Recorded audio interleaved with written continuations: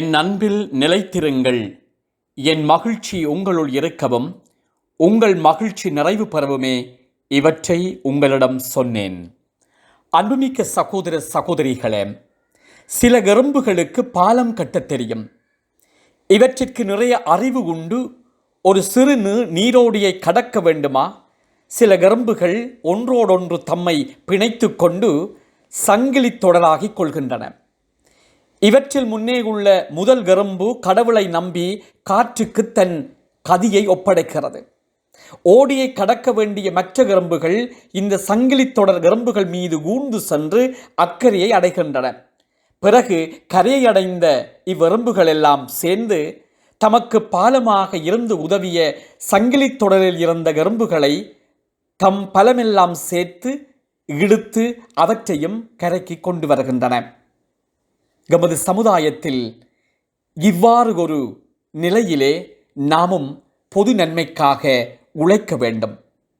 ஆனால் இத்தகைய ஒத்துழைப்புக்கு ஒருவர் மற்றவரை தமக்கு சமமாக மதிப்பதன் அவசியத்தை நாம் உணர்ந்து கொள்ள வேண்டும். தொடக்க கால திருச்சபையிலே புறவினத்தார் கிறிஸ்தவர்களாக மனம் மாறி ஜூத கிறிஸ்தவர்களுடன் சேர்ந்து கொள்ள வந்தார்கள்.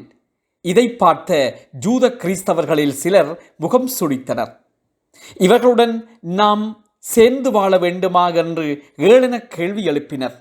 அப்போது தூய பேதுரு, தூய ஆவி ஜூத கிறிஸ்தவர்களுக்கு அருளப்பட்டது போல ஆண்டவர் புறவின கிறிஸ்தவர்களுக்கும் தூய ஆவியை வழங்கியுள்ளார். ஆகவே நமக்கும் அவர்களுக்கும் இடையே எந்த வேறுபாடும் இல்லை என்பதை அவர்களுக்கு உணர்த்தினார்.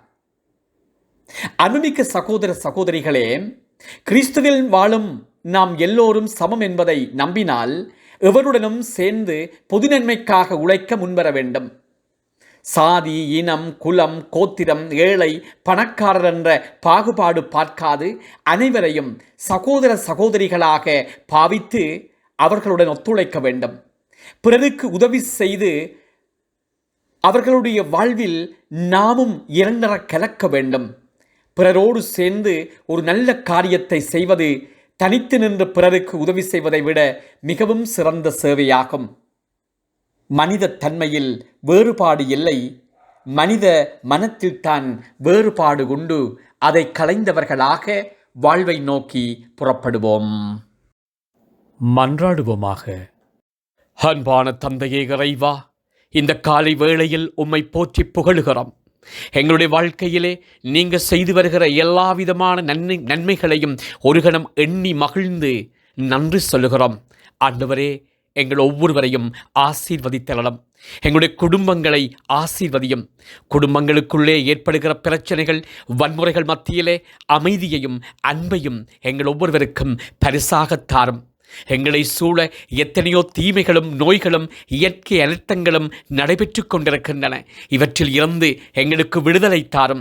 வாழ்வின் பாதையை நோக்கி எங்கள் ஒவ்வொருவரையும் கரம் பற்றி வழிநடத்தும்.